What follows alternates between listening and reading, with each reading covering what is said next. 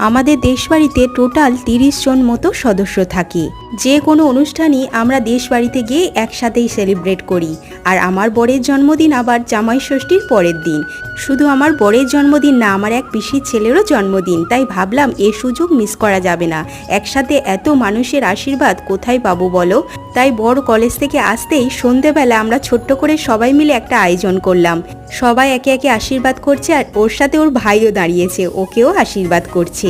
আর দুজন দেখো কানে কানে যে কী বলা বলি করছে কে জানে। এতজন সদস্য সবাই একে একে আশীর্বাদ করতে করতে অনেকটা টাইম চলে গেল। বেশ মজাও হচ্ছিল।